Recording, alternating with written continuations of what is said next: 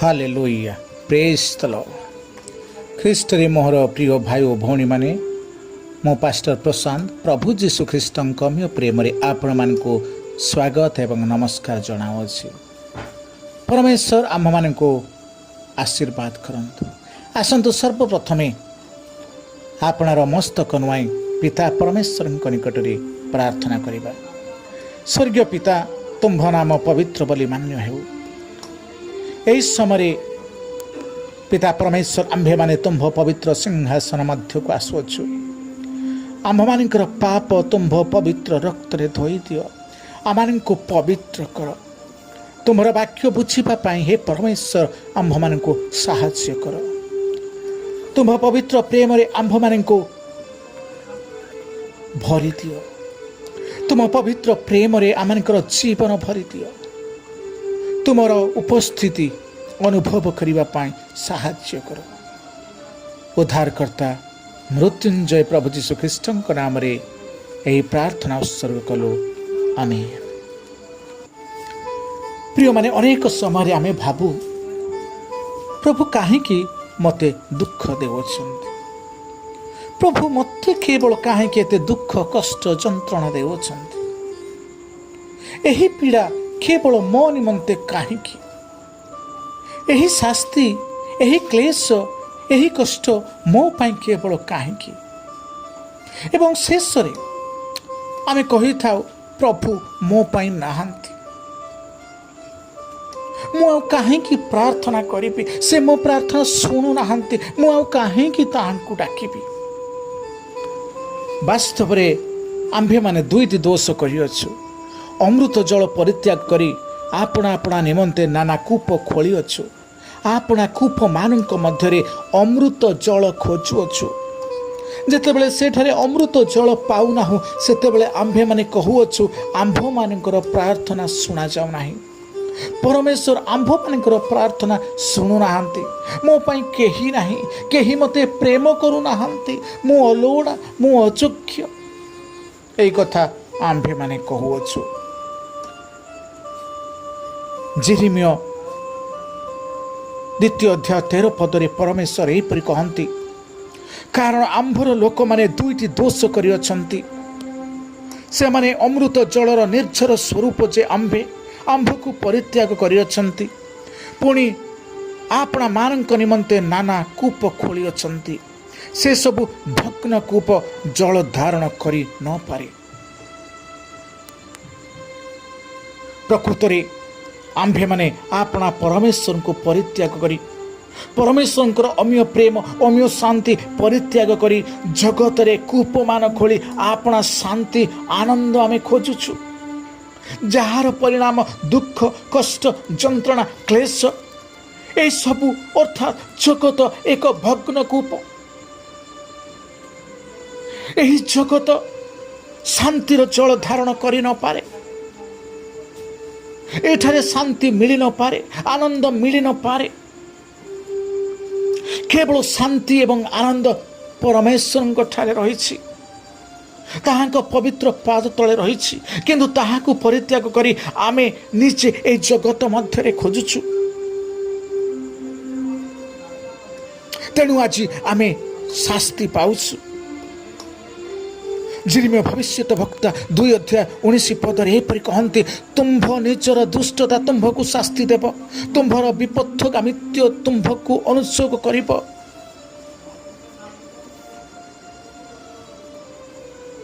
ତୁମ୍ଭ ନିଜର ଦୁଷ୍ଟତା ତୁମ୍ଭକୁ ଶାସ୍ତି ଦେବ ଓ ତୁମ୍ଭର ବିପଥଗାମିତ୍ୟ ତୁମ୍ଭକୁ ଅନୁସୋଗ କରିବ। ଏହେତୁ ସଦାପ୍ରଭୁ ସେନାଧିପତି କହନ୍ତି, ସଦାପ୍ରଭୁ ତୁମ୍ଭ ପରମେଶ୍ୱରଙ୍କୁ ପରିତ୍ୟାଗ କରିବାର ଓ ଆମ୍ଭ ବିଷୟକ ଭୟ ତୁମ୍ଭ ମଧ୍ୟରେ ନଥିବାର ଯେ ମନ୍ଦ ଓ ତିକ୍ତ ବିଷୟ, ଏହା ଜ୍ଞାତ ହୋଇ ବୁଝ।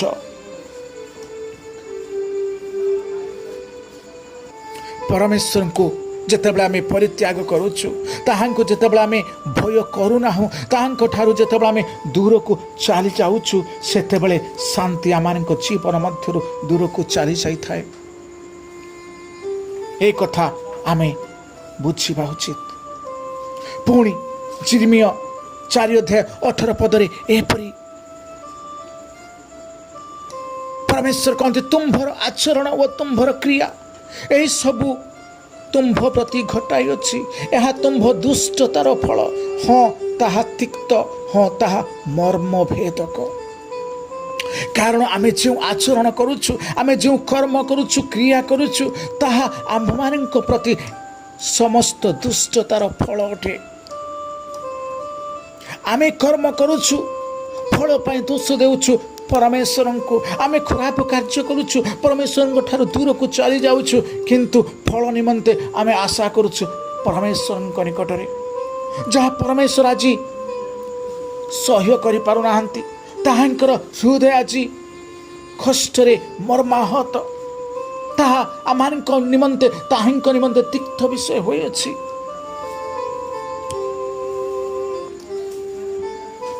वास्तव में आम्भमानकर दोष आचरण आज आम्भमानଙ୍କୁ शास्ति देउछि।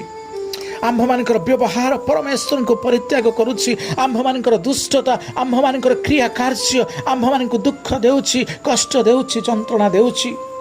दुख कष्ट जंत्रणा यह आम्भमानकर दुष्टतार फल, यह आम्भमानक कर्मर फल। आमे कर्म करुछु, फल पाई लति देउछु अन्य मानक उपरे, अन्य जनक उपरे। कारण जे कर्म करे से फल पाए।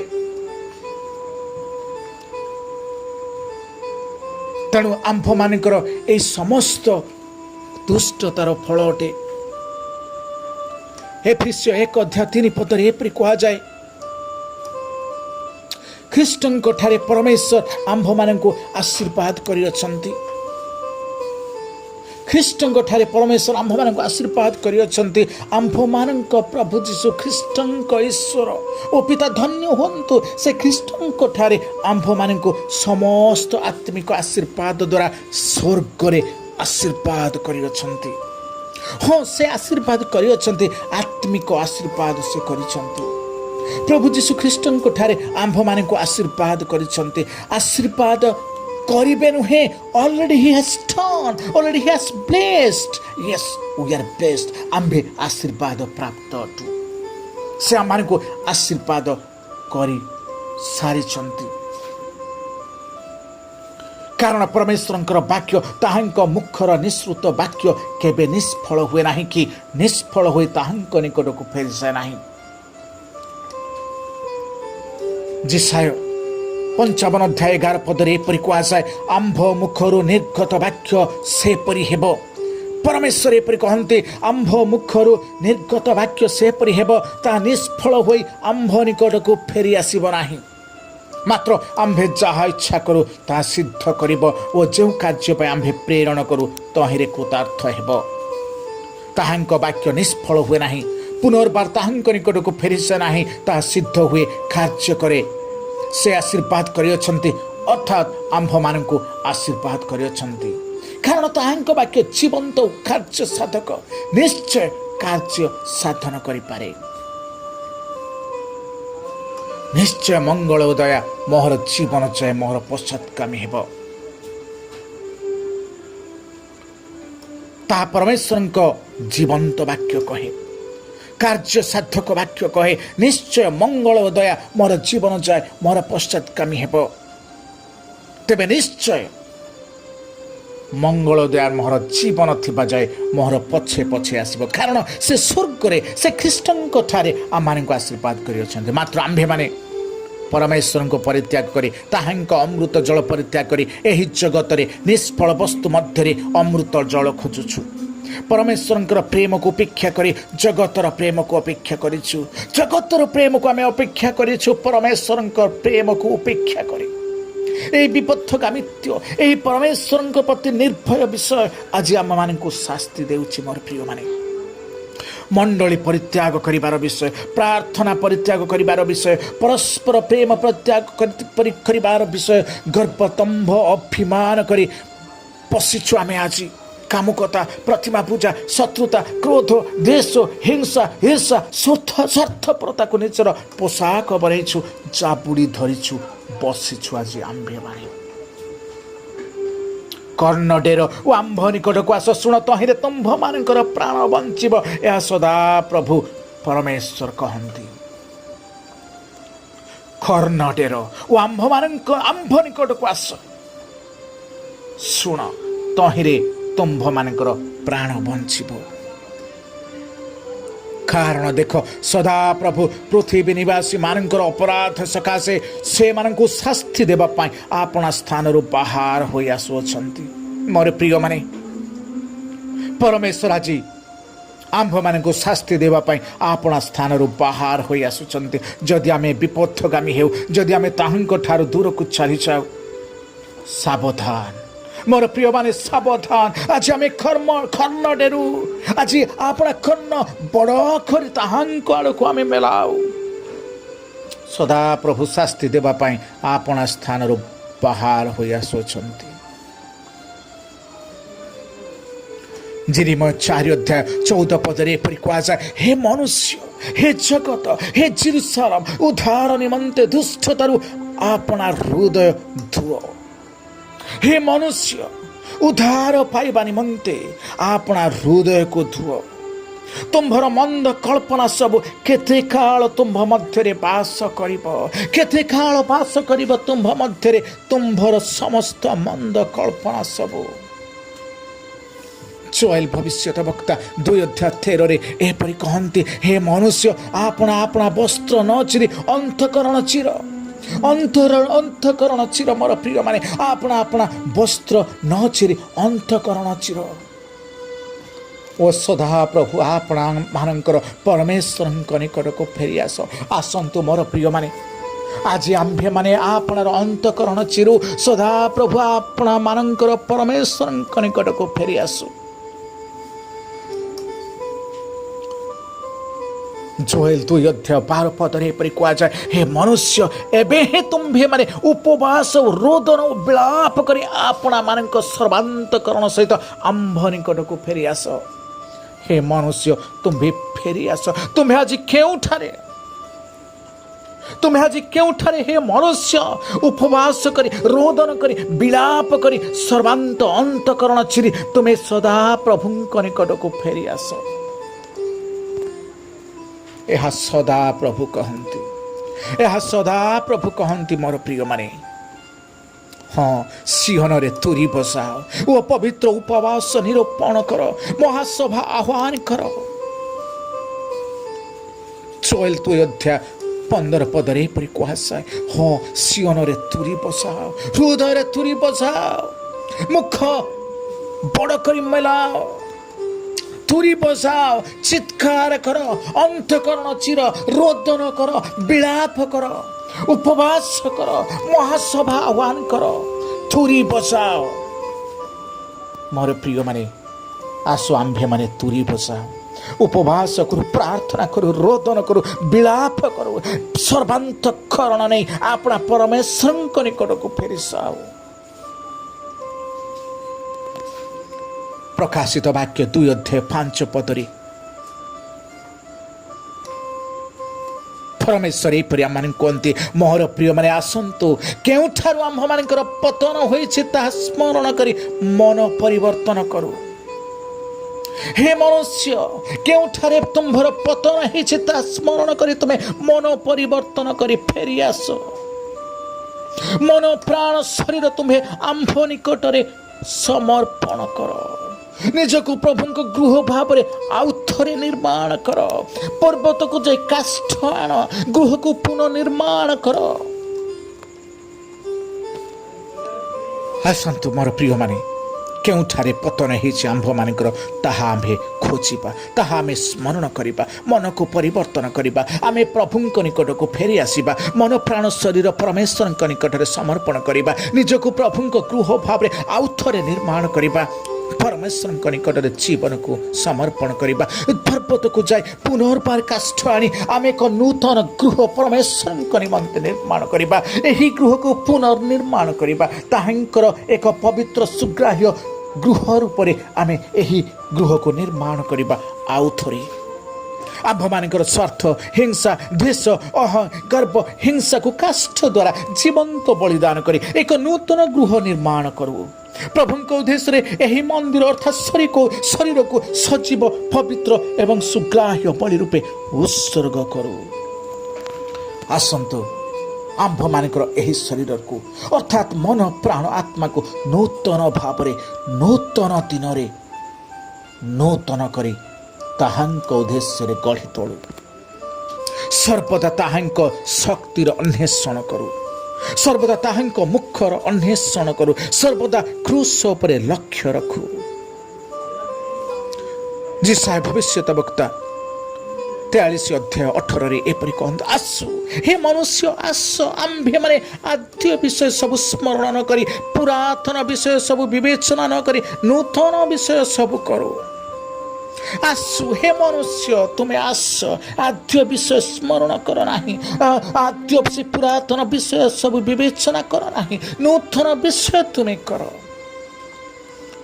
हे मनुष्य तुम्हें आज केउठारे हे मनुष्य तुम्हें आज फेरी आस जेउठारे तुम्हें आंठू भांगिब सेठारे आज जेरुसलेम जेउठारे तुम्हें जीवन समर्पण करिब ताहा आज आपणक ପାଇଁ ଏକ पवित्र स्थान जेउठारे दुई वा 30 जन प्रभुଙ୍କ नामରେ उपस्थित ହେବ सेठारे स्वयं परमेश्वर विद्यमान हेबे।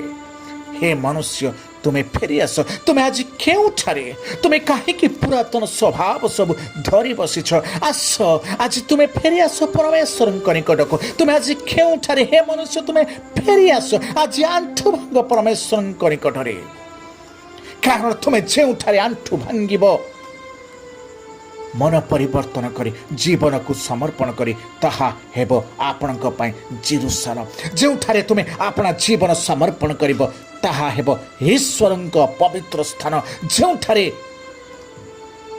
प्रार्थना करिब परमेश्वर सेठारे विद्यमान हेबे।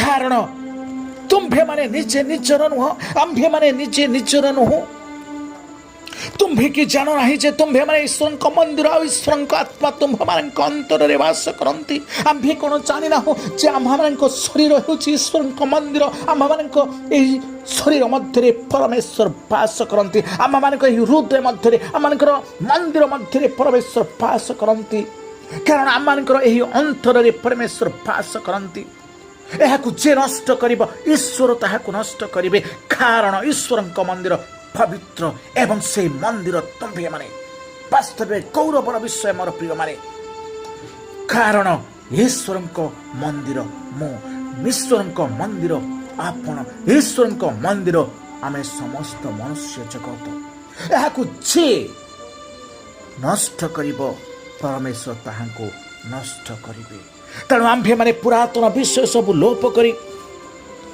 निजको नूतन करी ताहांक मंदिर को सजाओ निजको नूतन करी नूतन स्वभाव नहीं नूतन पवित्र सजीव सुग्राह्य बलि रूपे अपना जीवन को पवित्र करो से धार्मिक से सिद्ध से न्याय से शैल से विश्वस्त से अधर्म रहित से सरल अटंती आम्भमान परमेश्वर धार्मिक सिद्ध न्याय शैल विश्वस्त एवं अधर्म रहित एवं सरल अटंती।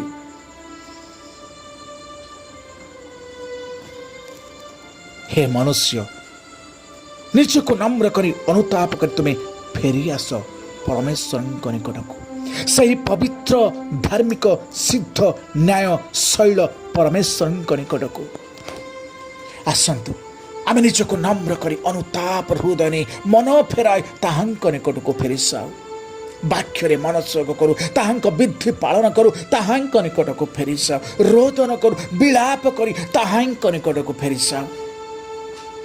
हे मनुष्य तुम्हें केउठी हे मनुष्य तुम्हें आज केउठारे विलाप करुछ कि रोदन करुछ कि विधि पालन करुछ कि अनुताप करुछ कि मन फेराइछ कि आपना शैलंक निकटरे आपना अधर्म रहित परमेश्वर निकटरे। लेव्य पुस्तक 26 अध्याय 21 रु 24 पदरे एपरि परमेश्वर कहते आउ जेबे तुम्भे माने आंभर प्रतिकूल आचरण करी आंभ वाक्य शुणिबाकू असमर्थ हेब तेबे आंभे तुम्भ मानक पाप अनुसार तुम्भ मानकू 7 गुण क्लेश देबा तुम्भ मानक प्रहार करिबा आंभे निश्चय तुम्भ मानक पाप सकसु ତୁମ୍ଭମାନଙ୍କୁ 7 ଗୁଣ ପ୍ରହାର କରିବା, ନିୟମ ଲଙ୍ଘନର ପ୍ରତିଫଳ ଦେବା, ମହାମାରୀ ପଠାଇବା, ତହିଁରେ ତୁମ୍ଭେମାନେ ଶତ୍ରୁ ହସ୍ତରେ ସମର୍ପିତ ହେବ। ଏହା ପରମେଶ୍ୱର କହନ୍ତି। ଯଦି ଆମ୍ଭେ ପ୍ରତିକୂଳାଚରଣ କରୁ, ଯଦି ଆମେ ତାହାଙ୍କର ବାକ୍ୟ ଶୁଣିବାକୁ ଅସମତ ହେଉ, ଯଦି ଆପଣାର ପାପ ଅନୁସାରେ ଆମେ ଚାଲୁ, ତାହେଲେ ଆମମାନଙ୍କ ଜୀବନ ମଧ୍ୟକୁ 7 ଗୁଣ କ୍ଲେଶ ଆସିବ। ମୋର ପ୍ରିୟମାନେ, ଆମ୍ଭେ ପ୍ରହାରିତ ହେବା, ପାପ ସକାଶୁ 7 ଗୁଣ ପ୍ରହାରିତ ହେବା, ନିୟମ ଲଙ୍ଘନର ପ୍ରତିଫଳ ଆମେ ପାଇବା, ଆମମାନଙ୍କ ଜୀବନ ମଧ୍ୟକୁ ମହାମାରୀ ଆସିବ, ଶତ୍ରୁ ହସ୍ତରେ ଆମେ ସମର୍ପିତ ହେବା। ତେଣୁ ହେ ମନୁଷ୍ୟ, ତୁମେ ଫେରିଆସ। ହେ ମନୁଷ୍ୟ, ତୁମେ କେଉଁଠାରେ ଆସି ତୁମେ ଫେରିଆସ ସେହି ପବିତ୍ର ପରମେଶ୍ୱରଙ୍କ ନିକଟକୁ। ଏହି ସମସ୍ତ ବିପଦରୁ, ଏହି ସମସ୍ତ ବିପତ୍ତିରୁ, ଏହି ସମସ୍ତ ସମସ୍ୟାରୁ ଉଦ୍ଧାର ପାଇବା ନିମନ୍ତେ ଆସୁ। ହୃଦୟ ଧୋଇ, ଅନ୍ତଃକରଣ ଚିରି, ପ୍ରାର୍ଥନାରେ, ଅନୁତାପରେ, ଉପବାସରେ ପାପ ନିମନ୍ତେ ରୋଦନ କରୁ କରୁ ତାହାଙ୍କ ଛାମୁକୁ ଫେରିଆସୁ। ତାହାଙ୍କ ଛାମୁକୁ ଫେରିଆସୁ। ଆମେ ପାପ ନିମନ୍ତେ ରୋଦନ କରୁ କରୁ, ପ୍ରାର୍ଥନାରେ, ଉପବାସରେ, ଅନ୍ତଃକରଣ ଚିରି, ହୃଦୟ ଧୋଇ ଆମେ ଏ ସମସ୍ତ ବିପତ୍ତିରୁ ଉଦ୍ଧାର ପାଇବା ପାଇଁ ତାହାଙ୍କ ନିକଟକୁ ଆମେ ଫେରିଯାଉ। ସେ କୃପାମୟ, ସେ ସ୍ନେହଶୀଳ, ସେ କ୍ରୋଧରେ ଧୀର, ସେ ଦୟାରେ ପରିପୂର୍ଣ୍ଣ। ସେ ନିଶ୍ଚୟ ଆମ୍ଭମାନଙ୍କର ପ୍ରାର୍ଥନା ନିବେଦନ ସ୍ୱର୍ଗରୁ ଶୁଣିବେ। ନିଶ୍ଚୟ ସେ ସ୍ୱର୍ଗରୁ ଶୁଣିବେ ଆମ୍ଭମାନଙ୍କର ବିନତି, ଆମମାନଙ୍କର ବିନୟ, ଆମ୍ଭମାନଙ୍କର ପାପ କ୍ଷମା କରିଦେବେ, ଆମ୍ଭମାନଙ୍କୁ ସୁସ୍ଥ କରିବେ, ଆମ୍ଭମାନଙ୍କର ଦେଶକୁ ସୁସ୍ଥ କରିବେ। ଆମ୍ଭେମାନେ ତାହାଙ୍କର ମନୋନୀତ ପବିତ୍ର ଲୋକ ହେବା। ତାହାଙ୍କ ଛାମୁରେ ଆମ୍ଭମାନଙ୍କର ନାମ ଅନନ୍ତ କାଳ ଯାଏ ରହିବ। ତାହାଙ୍କ ଗୃହରେ ଆମ୍ଭମାନଙ୍କର ନାମ ଅନନ୍ତ କାଳ ଯାଏ ରହିବ। ସ୍ୱର୍ଗରେ ତାହାଙ୍କର ସେହି ପବିତ୍ର ପୁସ୍ତକରେ ଆମ୍ଭମାନଙ୍କର ନାମ ଅନନ୍ତ କାଳ ଯାଏ ରହିବ। ତାହାଙ୍କର ଚକ୍ଷୁ, ତାହାଙ୍କର ଚିତ୍ତ ନିରନ୍ତର ଆମ୍ଭମାନଙ୍କ ମଧ୍ୟରେ ରହିବ। ସେ ଆମମାନଙ୍କୁ ସୁସ୍ଥ କରିବେ। ସେ ସ୍ୱର୍ଗରୁ ଆମ୍ଭମାନଙ୍କର ଆର୍ତ୍ତନାଦ ଶୁଣିବେ, ଆମମାନଙ୍କର ଦୁଃଖ ଶୁଣିବେ, ନିବେଦନ ଶୁଣିବେ। ହେ ମନୁଷ୍ୟ, ତୁମେ ଫେରିଆସ। ଆଜି କେଉଁଠାରୁ ତୁମର ପତନ ତାହା ଖୋଜ। ହେ ମନୁଷ୍ୟ, ଅନୁତାପ କରି ତୁମେ ପରମେଶ୍ୱରଙ୍କ ନିକଟକୁ ଆଜି ଫେରିଆସ। ଯେଣୁ ଆତ୍ମା ଓ କନ୍ୟା କହନ୍ତି ଆସ, ପୁଣି ଯେ ଶୁଣେ ସେ କହୁ ଆସ। ଯେ ତୃଷାର୍ତ୍ତ ସେ ଆସୁ, ଯେ ଇଚ୍ଛା କରେ ସେ ବିନା ମୂଲ୍ୟରେ ଜୀବନଦାୟକ ଜଳ ପାନ କରୁ। ପ୍ରକାଶିତ ବାକ୍ୟ 22 ଅଧ୍ୟାୟ 17 ପଦରେ ପରମେଶ୍ୱର ଏହି କଥା କହନ୍ତି। ଯେଣୁ ଆତ୍ମା ଓ କନ୍ୟା କହନ୍ତି ଆସ। ହେ ମନୁଷ୍ୟ, ଫେରିଆସ, ପୁଣି ଯେ ଶୁଣେ ସେ କହୁ ଆସ। ଯେ ତୃଷାର୍ତ୍ତ ସେ କହୁ ସେ ଆସୁ, ଏବଂ ଯେ ଇଚ୍ଛା କରେ ସେ ବିନା ମୂଲ୍ୟରେ ଜୀବନଦାୟକ ଜଳ ପାନ କରିବା ନିମନ୍ତେ ତାହାଙ୍କ ମଧ୍ୟକୁ ଆସୁ, ଏବଂ ବିନା ମୂଲ୍ୟରେ ସେହି ଜୀବନଦାୟକ ଜଳ ପାନ କରୁ। କାରଣ ସମୟ ସନ୍ନିକଟ। ଯେ ଅଧର୍ମାଚାରୀ ସେ ଆହୁରି ଅଧର୍ମାଚରଣ କରୁ, ଯେ ଅଶୁଚି ସେ ଆହୁରି ଅଶୁଚି ହେଉ, ପୁଣି ଯେ ଧାର୍ମିକ ସେ ଆହୁରି ଧର୍ମାଚରଣ କରୁ, ଯେ ପବିତ୍ର ସେ ଆହୁରି ପବିତ୍ର ହେଉ। ପରମେଶ୍ୱର ଏହି କଥା ଆମମାନଙ୍କୁ ଆଜି କହନ୍ତି, ଆଜି ଆମମାନଙ୍କୁ ସତର୍କ କରିଦିଅନ୍ତି।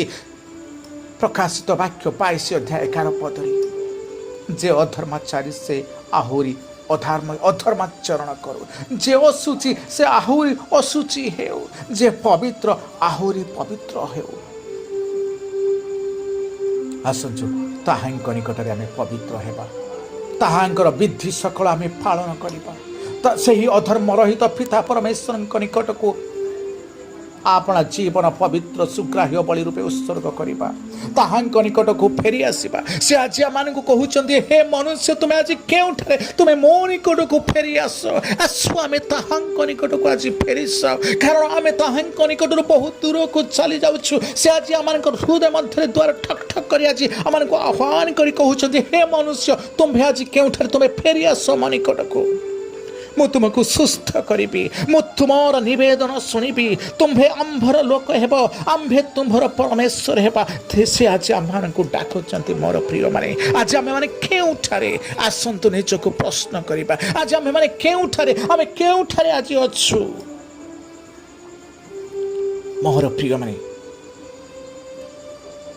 ଆସୁ ଆମେ ତାହାଙ୍କ ନିକଟକୁ ଫେରିଯାଉ, ସେ ପବିତ୍ର ପାଦ ତଳ ନିକଟରେ ଆପଣା ଜୀବନକୁ ସମର୍ପଣ କରୁ, ଆପଣା ହୃଦୟ ଘେରି ତାହାଙ୍କ ପବିତ୍ର ସିଂହାସନ ତଳକୁ ଯାଉ, ତାହାଙ୍କ ପବିତ୍ର ପାଦ ତଳେ ଆପଣାର ଜୀବନକୁ ସମର୍ପଣ କରୁ। କାରଣ ଦେଖ ଆମ୍ଭେ ଶୀଘ୍ର ଆସୁଅଛୁ। ସେ କହନ୍ତି ସ୍ୱର୍ଗୀୟ ପରମେଶ୍ୱର ଯେ ଶୈଳ, ଯେ ନ୍ୟାୟ, ସେ କହନ୍ତି ଦେଖ ଆମ୍ଭେ ଶୀଘ୍ର ଆସୁଅଛୁ। ପ୍ରତ୍ୟେକ ଲୋକକୁ ତାହାର କର୍ମ ଅନୁସାରେ ଫଳ ଦେବା ପାଇଁ ଆମ୍ଭର ପୁରସ୍କାର ଆମ୍ଭ ସଙ୍ଗରେ ଅଛି। ଯଦି ଆମେ ଧାର୍ମିକର ପୁରସ୍କାର ପାଇବା, ଯଦି ଆମେ ପବିତ୍ରର ପୁରସ୍କାର ପାଇବା, ଯଦି ଅଧର୍ମଚାରୀର ପୁରସ୍କାର ପାଇବା, ଯଦି ଆମେ ଅଶୁଚିର ପୁରସ୍କାର ପାଇବା ମୋର ପ୍ରିୟମାନେ। କାରଣ ଆମ୍ଭମାନଙ୍କର କର୍ମ ଅନୁସାରେ ଫଳ ତାହାଙ୍କ ହସ୍ତରେ ରହିଛି। ସେ ଶୀଘ୍ର ଆସୁଛନ୍ତି ଆମମାନଙ୍କୁ ଦେବା ପାଇଁ। ତେଣୁ ଏହି ଶରୀର ଧୂଳିରେ ମିଶିବା ପୂର୍ବରୁ, ଏହି ଶରୀର ଲୀନ ହେବା ପୂର୍ବରୁ, ହାତରେ ବାଡ଼ି ଧରିବା ପୂର୍ବରୁ ଆସୁ ଆମେ ତାହାଙ୍କ ନିକଟକୁ ଫେରିଯାଉ। ଏହା ହେଉଛି ଉପଯୁକ୍ତ ସମୟ, ତାହାଙ୍କ ନିକଟକୁ ଫେରିଯିବାର ସମୟ। କାରଣ ଆସନ୍ତାକାଲି ଆମମାନଙ୍କ ନିମନ୍ତେ ବିଳମ୍ବ ହେବ। ଏହା ହେଉଛି ଉତ୍କୃଷ୍ଟ ସମୟ, ଫେରିଯିବାର ସମୟ। ଆସୁ ଆପଣାର ସମସ୍ତ ଜୀବନ ଅର୍ପଣ କରି ତାହାଙ୍କ ନିକଟକୁ ଆମ୍ଭେ ଫେରିଯାଉ। ପରମେଶ୍ୱର ଏହି ପବିତ୍ର ବାକ୍ୟରେ ଆମମାନଙ୍କୁ ସିଦ୍ଧ କରନ୍ତୁ, ପବିତ୍ର କରନ୍ତୁ, ଧାର୍ମିକ କରନ୍ତୁ। ପ୍ରଭୁ ଯୀଶୁଖ୍ରୀଷ୍ଟଙ୍କ ଅନୁଗ୍ରହ ସମସ୍ତଙ୍କ ସହବର୍ତ୍ତୀ ହେଉ। ଆମେନ୍, ଆମେନ୍, ଆମେନ୍।